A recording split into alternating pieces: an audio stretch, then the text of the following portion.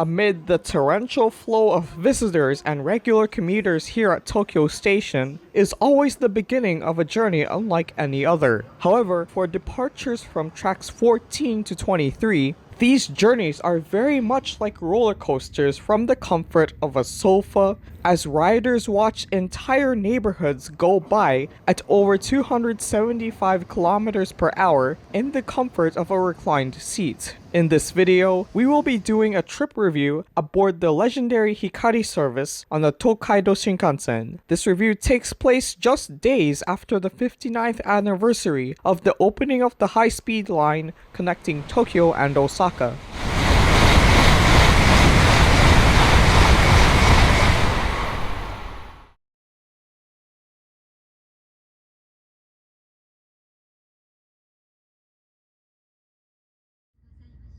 Our trip today begins at Tokyo Station and heads down the original Tokaido Shinkansen line. The line starts in Tokyo, curves down along the country's southern coastline, up Nagoya along Lake Biwa, and into the Osaka metropolitan area, where we will end at Shin Osaka Station. We will be taking Hikari Train 507. The Hikari is one of 3 services on the Tokaido Shinkansen and the fastest allowed on the Japan Rail Pass. The others are the all stations Kodama and the signature Nozomi. All westbound trips make stops at Shinagawa and Shin Yokohama before diverging into their service variations. This particular service sees additional stops at Atami, Shizuoka, and Hamamatsu before serving Nagoya Station. From then on, it carries on like a Nozomi onto Kyoto and Shin Osaka. After getting off, the train continues to Okayama and the Sanyo Shinkansen, serving all stops until then. The distance covered for this trip will turn out to be around 515 kilometers.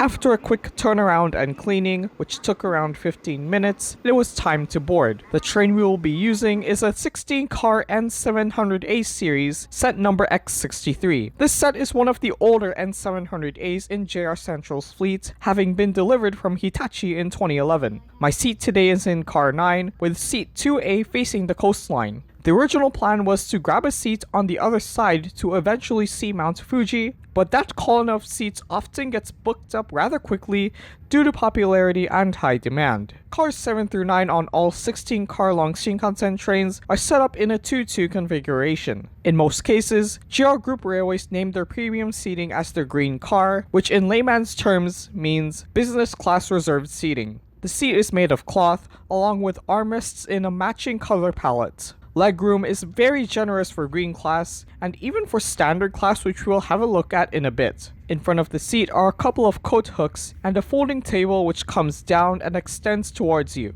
The left armrest houses a second smaller side table with room for additional drink. In front of that is the control for the seat recline, which rolls down for the recline position and up to sit upright. The recline on these seats is quite generous, and they do feel comfortable enough to sleep in even for a full 5-hour Nozomi ride out to Kyushu. Meanwhile, the right armrests contain switches for the seat warmers and a reading light, and in front of them are the sockets for people to charge their electronic devices. Finally, the seat back pockets contain a pair of magazines, both in Japanese, though they do seem to promote the railways as well as the various things to do along the Shinkansen route. After a smooth boarding, we depart Tokyo Station on time. The trip to Shin Osaka Station will take 2 hours and 56 minutes, which is around 30 minutes slower than the line's signature Nozomi services. This train hits Kyoto and Shin Osaka around lunchtime, which is a perfect arrival time for those headed out to Kansai for the day, hence why this service is rather busy. Not to mention, the stops at Hamamatsu and Shizuoka are vital for those needing those cities, since not all Hikari services stop there.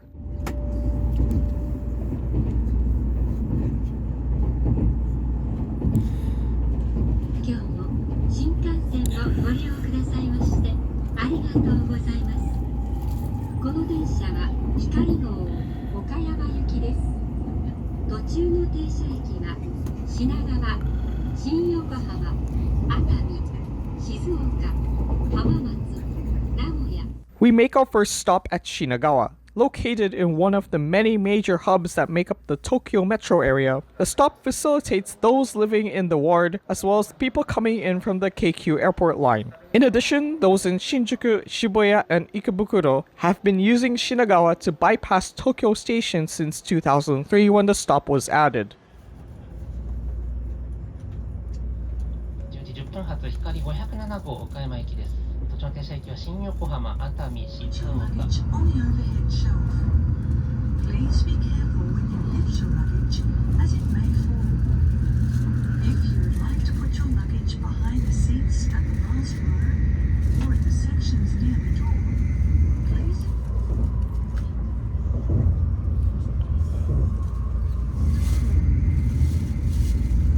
Hazardous items are prohibited on stations and trains. If you notice any suspicious item or behavior, please notify staff immediately. In case of emergency, please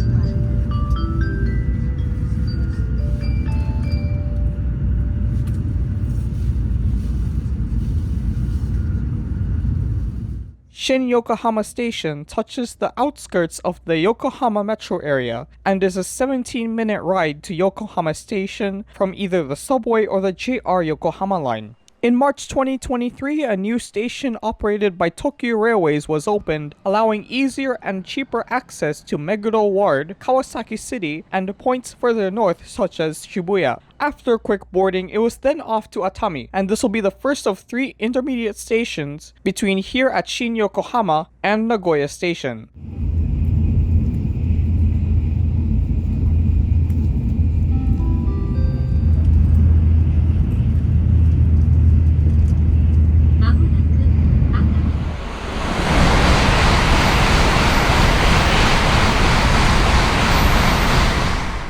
"40 minutes from Tokyo Station takes us 105 kilometers west to Atami Station. This station serves a quiet mountainside settlement of around 35,000 people. The area is one of many coastline resorts along the Sagami Bay, and service along the Ito line takes riders further south into the peninsula. Atami is our entry point into the country's Tokai region, Tokai translating to East Sea, and this is what the line is named after, Tokaido or East Sea Route. This road, built in the 1600s, connected Kyoto and Edo, now Tokyo, and provides the very basis of the rail network we see today. Meanwhile, the Tokai region is composed of the southern half of the Chubu region, which lies between the Osaka and Tokyo mass metropolitan areas.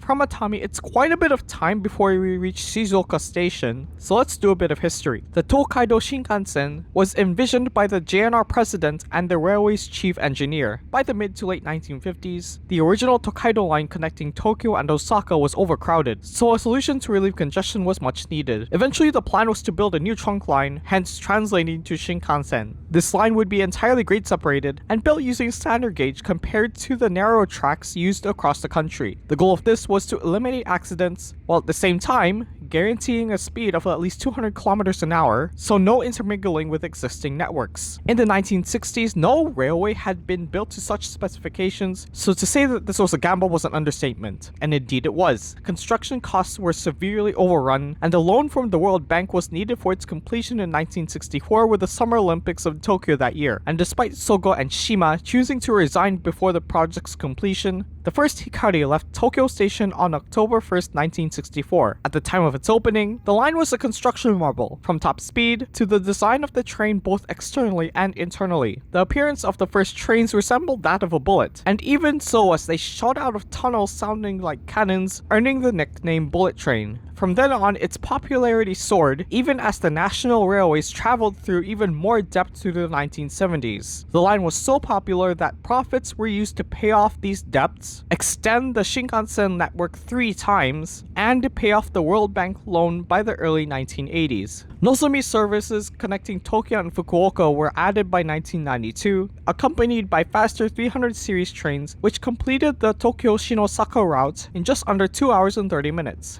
1999 saw the end of the original trains on the line, along with the start of trains featuring the duckbill front-end design, also known as the 700 series. Throughout the 2000s, the 100 and 300 series, as well as the sleek-looking 500 series would come and go, eventually leaving the 700 series and related variants as the main rolling stock by the late 2010s and early 2020s. Nowadays, the fastest Nozomi services connect Tokyo and Shin Osaka at speeds of up to 285 kilometers an hour, and the Tokaido Shinkansen fleet consists of more than 170 16-car N700A and S series sets, or more than 2,700 cars.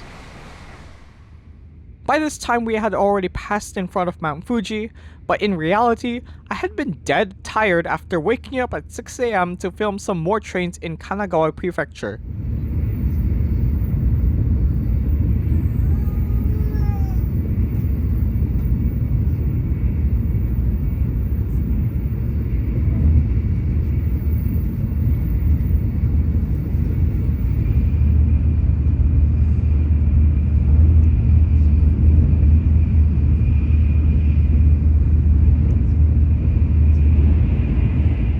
But in any case, we are now approaching our next station. Shizuoka Station serves the city of Shizuoka. The city thrives off the Abe River, which flows a couple kilometers west of the station. With a population of 677,000, the capital of Shizuoka Prefecture relies on machinery as its main industry and is well known for having easy access to Mount Fuji. Many point out the strong acceleration of the Shinkansen trains, and this is rather impressive considering not only the train length at 16 cars, but the max capacity of 1,323 seated passengers, as well as any luggage carried on board. In my experience, yeah, you do get pulled back in your seat, but I also feel like you don't notice much acceleration at higher speeds, especially above 200 kilometers an hour.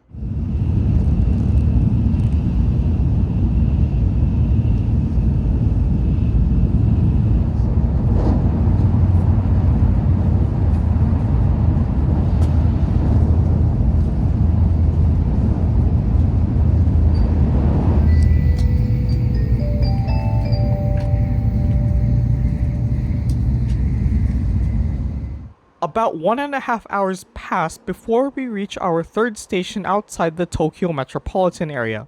Well known for its freshwater eel, or unagi, Hamamatsu sits not too far from the Pacific Ocean. As we discussed, Japan's Tokai region is focused on heavy industry, and that's pretty much cemented here as companies such as Roland Instruments, Yamaha Motorcycles, and Suzuki Automotive all have headquarters in Hamamatsu, a city of 780,000. Like Shizuoka, not all Hikari services stop at this station, which explains the high turnover of passengers at this stop. As we head on towards the next stop at Nagoya, it's time to do an overview of the other onboard facilities. And that begins with the trolley service. This is one of 2 onboard amenities that will have been eliminated at the time of posting. The trolley service on this train is very much like what you would find on a multi-hour airline flight, with various snacks and drinks, except these were all up for purchase. The other thing that is being cut is the smoking rooms, which will all be gone by spring 2024 on all Tokaido, Sanyo, and Kyushu Shinkansen routes. That said, the one in the green cars has already been barricaded off. At the end of each car are the receptacles for trash and recycling, as well as the washroom facilities, which are found in half the train. The washroom in car 11 in particular is the centralized multi-purpose washroom, where users are presented with many features in addition to the standard toilet and bidet. Just like other Shinkansen services, additional sinks and faucets are added to accommodate ostomy patients.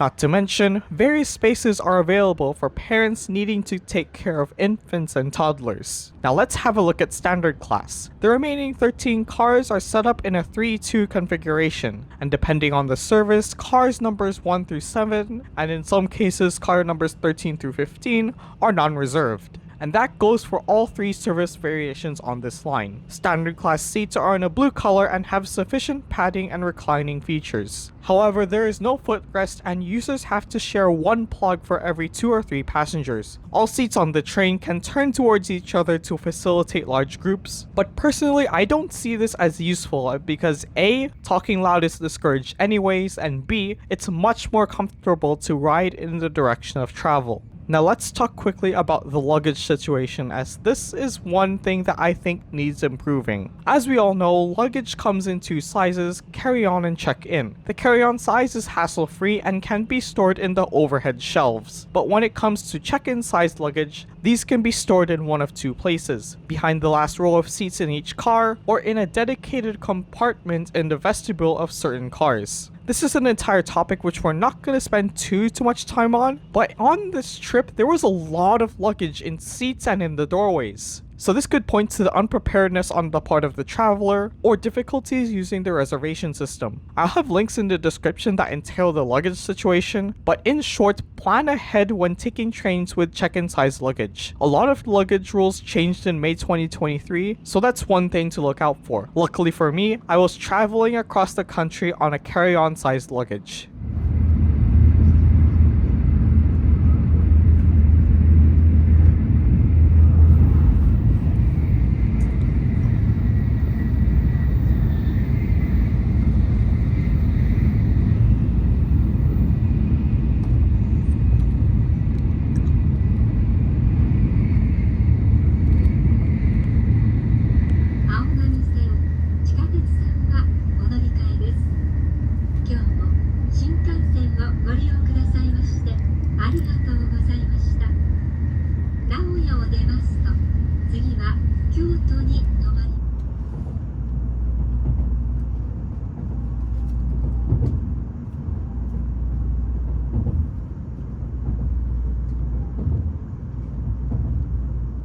Exactly 2 hours after leaving Tokyo Station, you arrive on time at Nagoya Station. The station is located under the head offices of JR Central and doubles up as a centralized retail and commercial hub with access to the main entertainment hub at Sakae, which is 2.5 kilometers to the east. Those looking for trains to ride may want to consider hopping off at Nagoya, as the station provides transfers to Meitetsu's Panorama Car and the award-winning Hinotori Firebird train operated by Kintetsu, which takes a 2-hour journey to Osaka by way of Mie Prefecture. Nagoya, and Aichi Prefecture in general, is the center of commerce and economic activity within the Tokai region. Some call Nagoya as the Detroit of Japan, owing to the presence of several large automobile factories in the area, such as Mitsubishi and Toyota, along with their massive auto part distribution facilities. This particular Hikari service is pretty much a nozomi until we get off at Shin Osaka Station. But in reality, there are only 2 more stations to skip until we reach the Kansai major metropolitan area. Speaking of skipping stations, Atami Station was one of the stations we didn't actually get to skip, but my tummy right now is running empty, so now's a perfect segue into the bento box. What? This bento box was purchased right at the station concourse at Tokyo Station. In it, rice with black sesame seeds, along with a serving of deep fried chicken katsu. The rice in these bento boxes is stickier than what you would cook at home, and it's pretty much the same stuff used in sushi. It provides a mushier feel when chewing. Having a shellfish allergy myself, I was solely relying on beef, pork, and chicken bento boxes for my 9-day, 3,000-kilometer long railway journey, and this meal did not disappoint.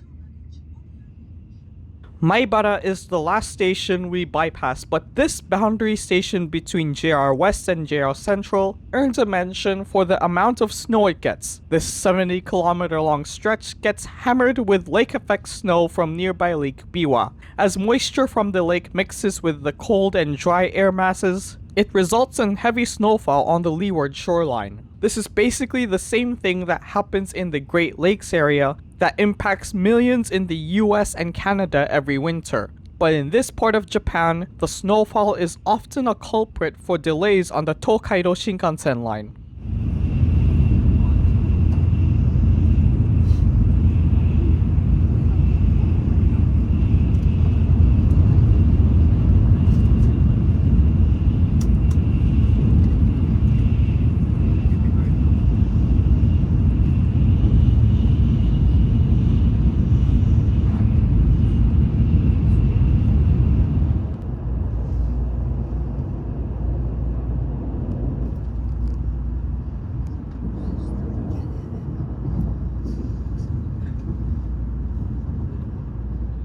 If train stations were churches, then Kyoto would be a cathedral. This monolithic structure is 15 stories high from the main concourse to the rooftop skyway, and the view from up top makes people look like ants in a colony. Outside of the numerous historical sites, such as the Kiyomizu-dera and the Fushimi Inari Shrine, railway spotters may be interested in heading to the Kyoto Railway Museum, which I visited on my first full day in the country. This is a massive facility which has everything from playpens, a good restaurant, and lots of trains from steam locomotives to the famous original Zero Series bullet train. The museum is one stop away at Umekoji Kyoto Nishi Station along the Sannin main line.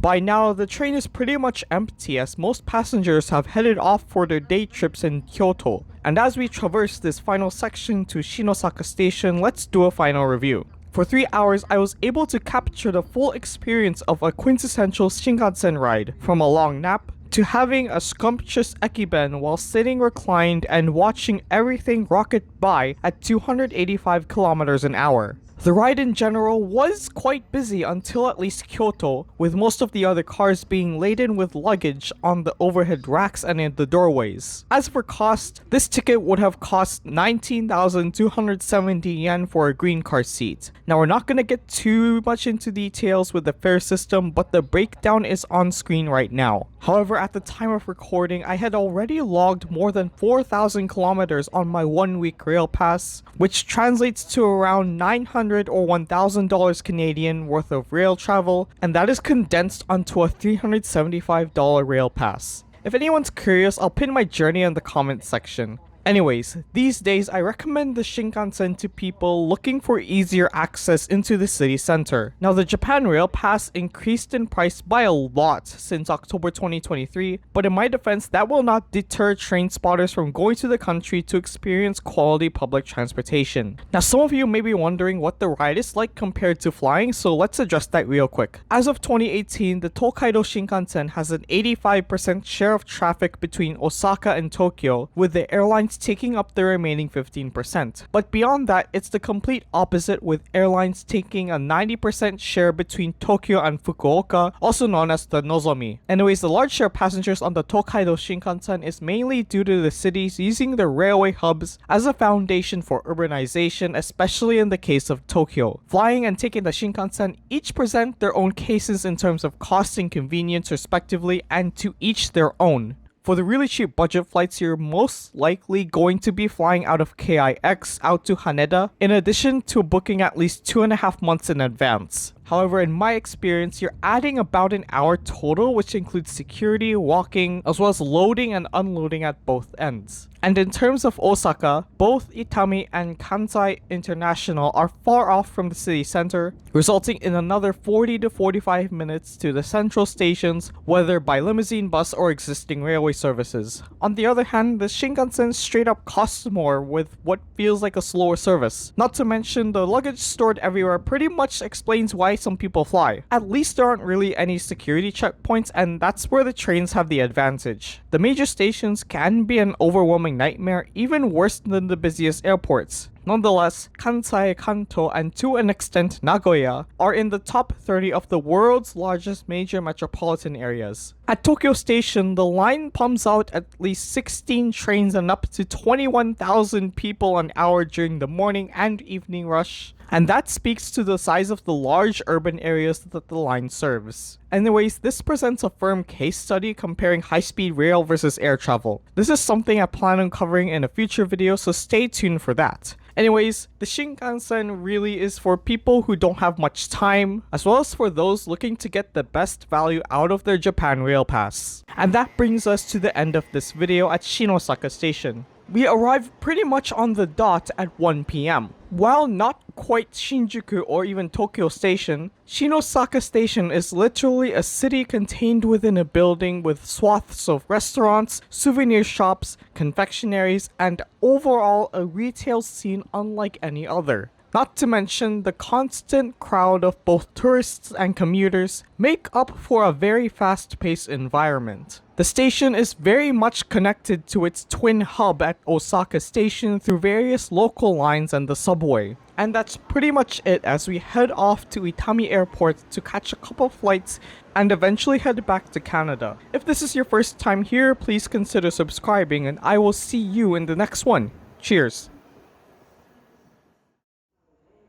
Thank you for watching the premiere video on this channel. The goal of this project YouTube channel is to provide English language commentary on a channel specific to Japanese railways and transportation. This has been in the works since 2020 as really the videos on Japanese trains in English tend to be mixed in with other content, and I personally find these topics quite superficial. So for example, how might a vlog on the Tokaido Shinkansen from the perspective of a travel vlogger be different from that of a train spotter? Honestly, this is kind of unfortunate given the fact that more than 30,000 kilometers of railways are crammed into a country the size of California. So for example, we will be covering the Keishin line up in the mountains of Kyoto and Otsu, as well as Keikyu's coupling operations at Kanazawa Bunko Station. There will also be front view videos on various lines, such as the Kobe Port Liner, which by the way is the first fully driverless transit line, as well as the Tsukuba Express. These are really exciting times as the channel takes off, and hopefully other English language documentaries about Japanese railways here on YouTube will follow suit. Again, thanks for watching and I will see you in the next one. Cheers!